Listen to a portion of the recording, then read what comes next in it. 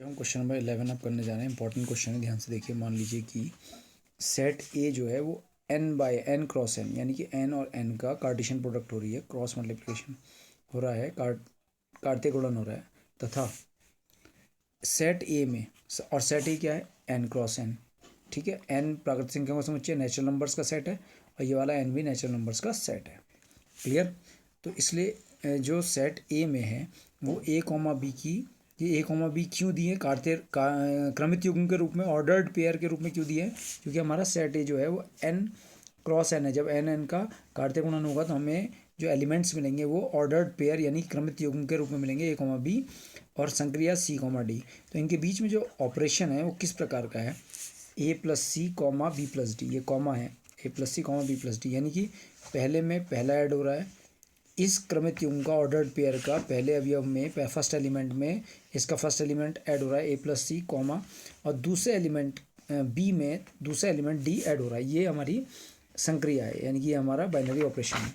द्वारा कह रहा है वो परिभाषित एक द्विआधारी संक्रिया है। ये उसने कह दिया कि द्विआधारी संक्रिया है, बाइनरी ऑपरेशन है। What we have to prove, हमें सिद्ध करना है, सिद्ध कीजिए कि जो संक्रिया है ये क्रम विनिमय है, कॉम्यूटेटिव है और एसोसिएटिव साहचर्य भी है। ठीक है। ए में संक्रिया का हमें थर्ड पार्ट तत्समक अवयव भी ज्ञात करना है, ठीक है, आइडेंटिटी एलिमेंट भी। तो सबसे पहले हम क्रम विनिमयता के लिए देखते हैं इस संक्रिया के लिए। तो हमें संक्रिया क्या दी है, तो संक्रिया हमें दी है ए कॉमा बी, संक्रिया सी कॉमा डी, और संक्रिया क्या है ए प्लस सी कॉमा बी में डी ऐड करा, बी प्लस डी, ये हमें संक्रिया दी है। इस संक्रिया से हमें ये एलिमेंट मिलेगा ए plus C comma B plus D. तो क्रम विनिमयता के लिए क्या होगा, क्रम विनिमयता के लिए होगा ए कॉमा बी संक्रिया C comma D is equal to C comma D संक्रिया ए कॉमा बी। तो ये होना चाहिए। तो अगर हम इसको चेक करें तो A plus C comma B plus D इससे मिलेगा, और इधर वाली संक्रिया को अगर हम चेक करें तो सी प्लस ए कॉमा डी प्लस बी मिलेगा डी प्लस बी। ठीक है। आप जानते हैं कि नेचुरल नंबर्स जो होते हैं, क्योंकि नेचुरल नंबर्स की बात हो रही है, तो नेचुरल नंबर्स क्या होते हैं, कॉम्यूटेटिव होते हैं। ठीक है। नेचुरल नंबर्स क्या होते हैं, जैसे मैं 1 + 2 करूँ तो 2 + 1 3 होगा, या 2 + 3 लेता हूँ तो 3 + 2 करूँगा तो कितना मिलेगा, 5 ही मिलेगा। तो जो ए प्लस सी की वैल्यू होगी वही सी प्लस ए की वैल्यू होगी, जो बी प्लस डी की वैल्यू होगी वही डी प्लस बी की वैल्यू होगी। कहने का मतलब है कि A plus C comma B plus D is equal to, इस सी प्लस ए को क्या लिखेंगे, ए प्लस सी, कॉम्यूटेटिव होता है नेचुरल नंबर्स में योगफल, और बी प्लस डी। ठीक है। Because A plus C is equal to C plus A और B plus D is equal to D plus B. तो आपने क्या देखा कि ये जो प्रॉपर्टी थी, यानी कि क्रम विनिमयता इस संक्रिया में द्विआधारी क्रम विनिमय है, इसलिए संक्रिया स्टार जो है द्विआधारी क्या है, क्रम विनिमय है, क्रम विनिमय है। अब सेकंड पार्ट क्या होगा इसका, सेकंड पार्ट साहचर्यता एसोसिएटिविटी के लिए, साहचर्यता के लिए, एसोसिएटिविटी के लिए, एसोसिएटिविटी के लिए क्या होगा, ए कॉमा बी स्टार क्या होना चाहिए, A B C comma D संक्रिया ई कॉमा एफ। 3 एलिमेंट्स ले लिए, A comma B C comma D E comma F. यहाँ पर हमने ब्रैकेट में सी और डी ई कॉमा एफ को एक साथ लिखा है पहले, इधर बर्थ ब्रैकेट में ए कॉमा बी संक्रिया C comma D bracket close संक्रिया E comma F. तो ये अगर वैल्यूज़ बराबर आ जाएंगी तो ये साहचर्यता के लिए भी ये संक्रिया द्विआधारी साहचर्य हो जाएगी। तो इसको अगर हम चेक करें तो ए कॉमा बी संक्रिया। इसमें यहाँ पर अगर हम देखते हैं सी कॉमा डी संक्रिया ई कॉमा एफ में, तो सी और ई, सी प्लस ई, सॉरी ये कॉमा लगेगा, D plus F, D plus F. समझ में आ गई बात। इधर ए कॉमा बी और सी कॉमा डी में संक्रिया लगाइए, ए plus C comma B plus D, और यहाँ संक्रिया लग गई किसके साथ, ई कॉमा एफ के साथ। अब हमारी ए कॉमा बी की संक्रिया होनी है सी plus E comma D plus F के साथ, तो ये ए पहला अवयव इस पहले अवयव के साथ ऐड हो जाएगा, दूसरा अवयव बी इस दूसरे अवयव बी के डी प्लस एफ के साथ ऐड हो जाएगा, बी प्लस एफ, सॉरी ये है डी प्लस एफ। तो A plus C plus E, A plus C plus E comma B plus D plus F, B plus D plus F, ये हो गया बराबर A plus C B plus D का E है comma F से, तो A plus C plus E first element, इसका ही फर्स्ट ई है, तो क्या आ गया A plus C plus E comma इसका सेकंड एलिमेंट, इसका है सेकंड एलिमेंट एफ से, तो B plus D plus F. तो आप क्या देख रहे होंगे, A plus C plus E comma B plus D plus F, A plus C plus E comma B plus D plus F.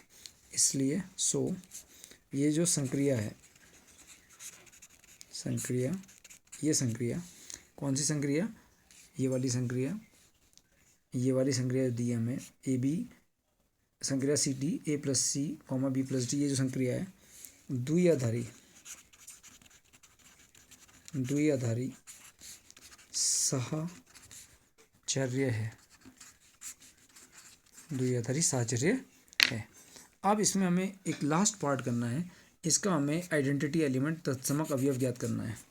तो इसका थर्ड पार्ट, तत्समक अवयव, इसका हमें तत्समक अवयव हमें ज्ञात करना है, ठीक है। अब तत्समक अवयव की डेफिनेशन पे चले जाते हैं।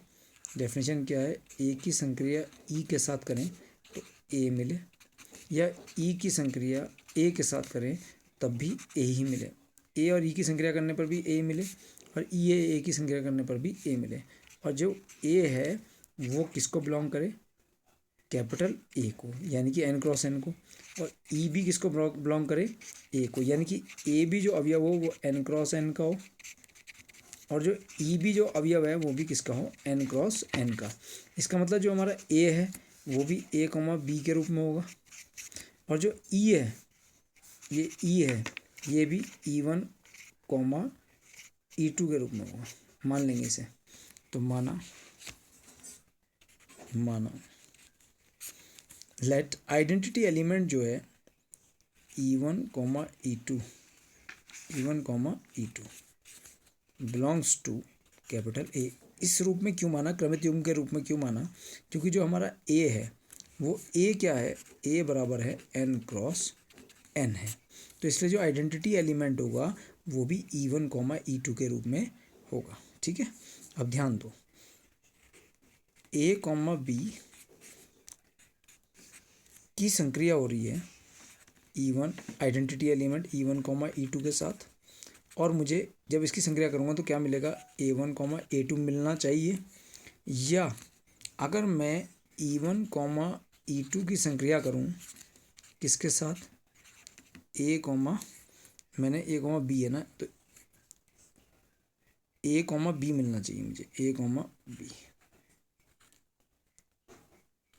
ए कॉमा बी, यही एलिमेंट मिलना चाहिए ना, ए कॉमा बी, ए कॉमा बी मिलना चाहिए। ए कॉमा बी की जब मैं इसके साथ संक्रिया करूँगा तो ए कॉमा बी मिलना चाहिए, और E1 कॉमा E2 की जब मैं ए कॉमा बी के साथ संक्रिया करूँगा, बाइनरी ऑपरेशन करूँगा, तो मुझे ए कॉमा बी मिलना चाहिए। तो यहाँ से अगर हम देखें तो संक्रिया के अकॉर्डिंग हमारी जो संक्रिया है उसके अकॉर्डिंग पहला ऐड हो गया ए प्लस E1 कॉमा और बी प्लस E2 बराबर क्या मिलना चाहिए, ए कॉमा बी मिलना चाहिए। यहाँ पर हो गया E1 प्लस ए, इनकी संक्रिया लगाई, कॉमा E2 प्लस बी। ये समझ में आ रही बात आपको, E1 प्लस है और E2 प्लस बी, ये E2 है हमारे पास, E2 प्लस बी। अब देखो ध्यान से, मुझे इससे ए कॉमा बी कैसे मिलेगा कि जब E1 की वैल्यू 0 हो जाए तथा व्हेन E1 0 हो जाए और E2 भी क्या हो जाए 0 हो जाए। जब E1 की वैल्यू 0 होगी और E2 की वैल्यू 0 होगी तो तब मैं जब इसमें A+0 और B+0 रखूँगा तो A कॉमा बी मिलेगा, या यहाँ पर भी E1 की वैल्यू 0 हो जाएगी तो A मिल जाएगा, E2 की वैल्यू 0 हो जाएगी B मिल जाएगा। लेकिन जो E1 है या E2 है ये कहाँ से होना चाहिए, सेट ए से। E1 और E2 किससे होना चाहिए, सेट ए से, और सेट ए किससे बना है, नेचुरल नंबर से। तो 0 जो है doesn't belongs to natural number. मुझे इससे और इससे ए कॉमा बी कब मिलेगा, जब E1 0 हो जाए और E2 भी 0 हो जाए, व्हेन E1 0 एंड E2 0। लेकिन 0 जो है वो नेचुरल नंबर नहीं है, तो इसका मतलब कि इस संक्रिया के लिए तत्समक अवयव का अस्तित्व नहीं है। समझ बात। अतः संक्रिया, इस संक्रिया के लिए